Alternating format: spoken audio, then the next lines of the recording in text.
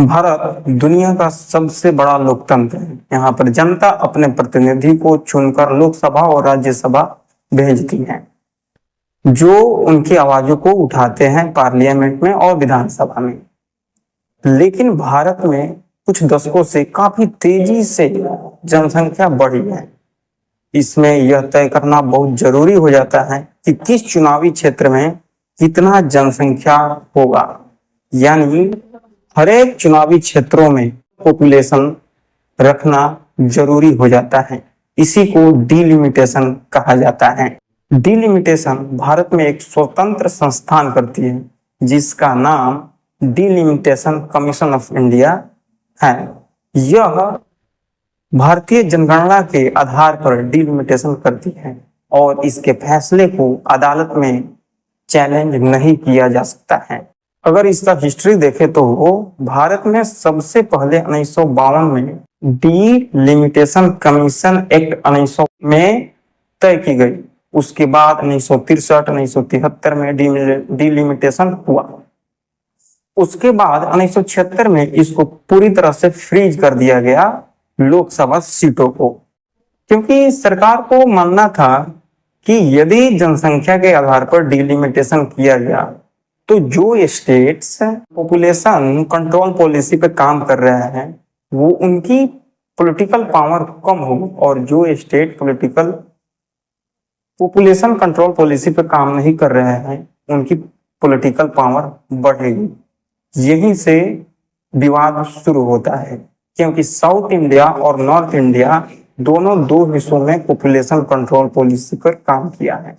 जैसे north India में Bihar, UP, Rajasthan और मध्य प्रदेश, इन राज्यों में पॉपुलेशन ग्रोथ काफी तेजी से हुआ है, जबकि साउथ इंडिया जैसे तमिलनाडु, केरला और आंध्र प्रदेश, इन जैसे राज्यों में पॉपुलेशन कंट्रोल पॉलिसी पे काम किया गया है। तो यही कारण है कि साउथ के लीडर का मानना है कि यदि डिलिमिटेशन पॉपुलेशन के बेस पर किया गया तो उनकी पॉलिटिकल पावर कम होगी। इस पूरी प्रोसेस में सेंसस ऑफ इंडिया काफी अहम भूमिका निभाती है, क्योंकि डिलिमिटेशन सेंसस के डेटा के अनुसार ही किया जाता है। कुछ पॉलिटिकल एनालिसिस का मानना है कि यदि 2026 के बाद डिलिमिटेशन किया गया तो भारत की जनसंख्या 140 करोड़ से भी अधिक है। तो अभी तो सीट है 543, लेकिन यह बढ़ के 700 से भी अधिक हो सकती है। इसी को ध्यान में रखते हुए न्यू पार्लियामेंट बनाया गया। इसमें और सांसदों के बैठने की सीटें इफिशिएंट हैं, जिसे न्यू पार्लियामेंट ऑफ हाउस कहा जाता है। डिलिमिटेशन का इम्पैक्ट सिर्फ लोकसभा के सीमाओं पर नहीं पड़ेगी, इसकी विधानसभा के सीमाओं पर भी इम्पैक्ट पड़ेगी। कई नेताओं के ट्रेडिशनल कॉन्स्टिट्यूशन बदल सकते हैं और कई नए बन भी सकते हैं और पुराने खत्म भी हो सकते हैं। यह सिर्फ पॉलिटिकल रिप्रेजेंटेशन नहीं करता है, यह सोशल रिप्रेजेंटेशन भी करता है, क्योंकि एससी और एसटी रिजर्व सीटों को यह तय करता है। यह तय करता है कि उस चुनावी क्षेत्रों में एससी और एसटी की संख्या कितनी है, उसी हिसाब से रिजर्वेशन तय की जाती है। इसलिए डिलिमिटेशन भारत की पॉलिटिकल पावर को बदलने की क्षमता रखती है।